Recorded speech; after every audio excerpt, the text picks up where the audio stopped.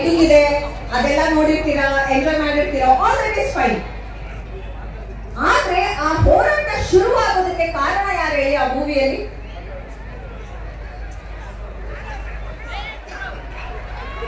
Heroine ಅಲ್ವಾ? Mahalakshmi madam ಅವ್ರ ಮಗಳು. ಆ ಫಿಲ್ಮ್ ಅಲ್ಲಿ ಇರುವಂತಹ ಒಂದು ಕ್ಯಾರೆಕ್ಟರ್. ಅವರು ಅನ್ಯಾಯ ನೋಡಿದ ತಕ್ಷಣ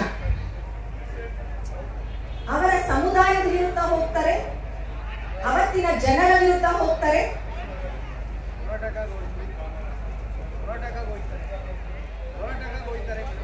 ಅಲ್ವಾ?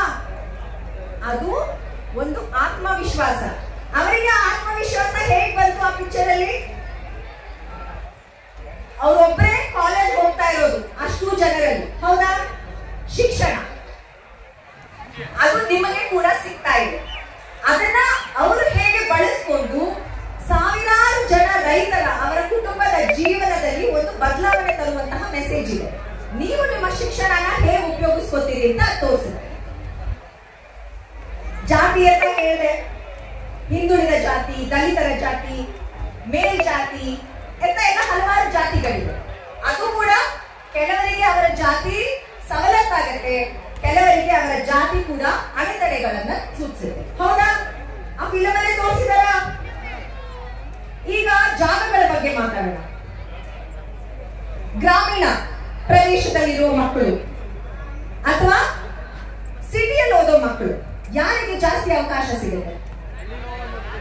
ಸಿಟಿಯಲ್ಲಿ ಓದೋರಿಗೆ ಅಲ್ವಾ? ಕ್ವಾಲಿಟಿ ಎಜುಕೇಶನ್ ಆಗ್ಬೋದು, ಆಪರ್ಚುನಿಟಿ, ಕೆಲಸ ಮಾಡೋದಕ್ಕೆ ಮುಂದೆ ಆಗ್ಬೋದು, ಎಲ್ಲ ಸಿಟಿಲಿರೋ ಮಕ್ಕಳಿಗೆ ಖಂಡಿತ ಸಿಗುತ್ತೆ. ಸೊ ನೀವೇನಾದ್ರೂ ಹಳ್ಳಿಯಲ್ಲಿ ಓದೋ ಮಕ್ಕಳಾಗಿದ್ರೆ ಅಥವಾ ಟೌನ್ ಅಲ್ಲಿ ಓದೋ ಮಕ್ಕಳಾಗಿದ್ರೆ ಅಥವಾ ಸಿಟಿಯಲ್ಲಿ ಓದೋ ಮಕ್ಕಳಾಗಿದ್ರೆ ನಿಮ್ಮ ಸವಲತ್ತು ಏನು, ನಿಮ್ಮ ಅಡೆತಡೆ ಏನು ಅಂತ ತಿಳ್ಕೋಬೇಕು.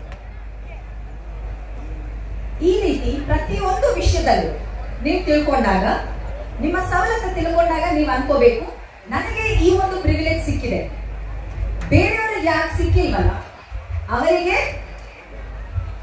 ನನ್ನ ಕೈಲಾದಷ್ಟು ಸಹಾಯ ಮಾಡಬೇಕು, ಹೌದಾ? ಯಾರಿಗೆ ಇದು ಅಡೆತಡೆಯಾಗಿ ಕಾಣುತ್ತಲ್ಲ, ನೀವು ಯೋಚನೆ ಮಾಡಬೇಕು. ಇದೇ ಅಡೆತಡೆ ಅಂಬೇಡ್ಕರ್ ಅವ್ರಿಗೂ ಇತ್ತು ಅಲ್ವಾ? ಅದನ್ನ ಮೀರಿ ಒಂದು ಸಾಧನೆ ಮಾಡ್ತಾರೆ. ಅಡೆತಡೆ ಚಿತ್ರ ಅವ್ರಿಗಾಗಿಲ್ಲ ಅನ್ಕೊಂಡಿದ್ದೀರಾ? ಈ 20 ದಿನ ಸುಮ್ಮನೆ ನೀವು ಅವ್ರ ಜಾಗದಲ್ಲಿ ನಿಂತ್ಕೊಂಡು ಯೋಚನೆ ಮಾಡಿ ಎಷ್ಟು ಕಷ್ಟ ಆಗಿರ್ಬೋದು ಆ ಒಂದು ಸಾಧನೆ ಮಾಡಕ್ಕೆ ಅಂತ. She deserves all the prize. ಅದು ಬರೀ 24 ವರ್ಷಗಳು.